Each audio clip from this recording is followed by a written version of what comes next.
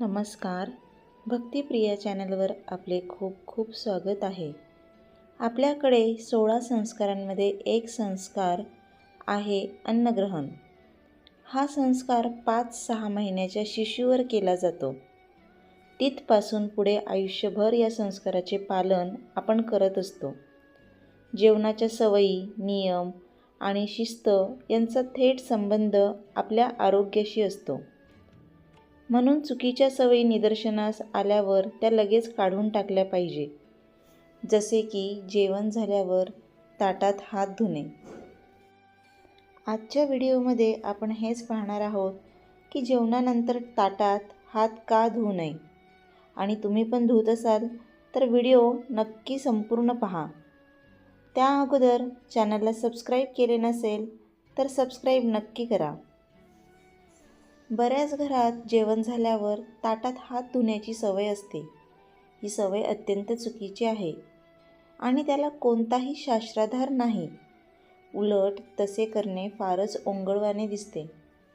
एक वेळ जेवण झाल्यावर स्वतःचे ताट उचलून ते धुवून टाकणे यात शिस्त दिसून येते. परंतु ताटात हात धुणे हे शास्त्राला धरून चालत नाही. शास्त्रानुसार अशा चुकीच्या सवयींमुळे दारिद्र्य येऊ शकते. तर का? अन्नातून आपल्या शरीराला ऊर्जा प्राप्त होते. त्या अर्थी अन्न हे शक्तीचे रूप आहे. म्हणूनच अन्न देणाऱ्या शक्तीला आपण अन्नपूर्णा असे म्हणतो. आणि सकस भोजनाने प्राप्त झालेल्या शक्तीचा सुयोग्य वापर करून माता लक्ष्मीलाही प्रसन्न करतो. परंतु रिकाम्या ताटात खरकट्या हाताचे पाणी टाकणे हा अन्नपूर्णेचा अपमान आहे. त्यामुळे अन्नपूर्णेची अवकृपा होऊन माता लक्ष्मीचाही रोष आपण ओढवून घेत असतो.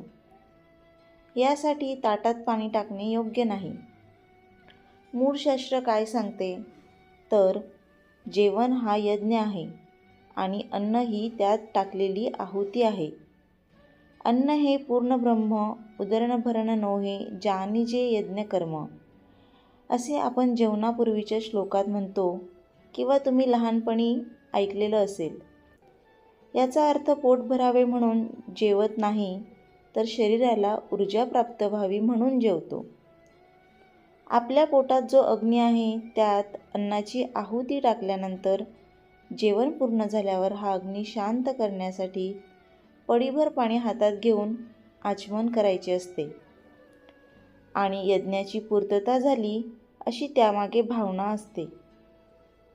तळ हातावर घेतलेले पाणी ईश्वराचे स्मरण करून प्राशन करायचे असते. त्यामुळे त्या पाण्याला तीर्थरूप प्राप्त होते आणि हे अन्न ज्या भगवंताच्या कृपेमुळे मिळाले त्याच्या स्मरणाने यज्ञाची सांगता होते.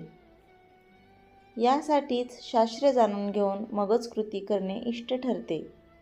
अन्यथा त्याचा उलट परिणाम भोगावा लागू शकतो. तर मित्रमैत्रिणींनो, तुम्हीही ताटात हात धुवत असाल तर ते आजच थांबवा. हा व्हिडिओ कसा वाटला कमेंट करून नक्की सांगा.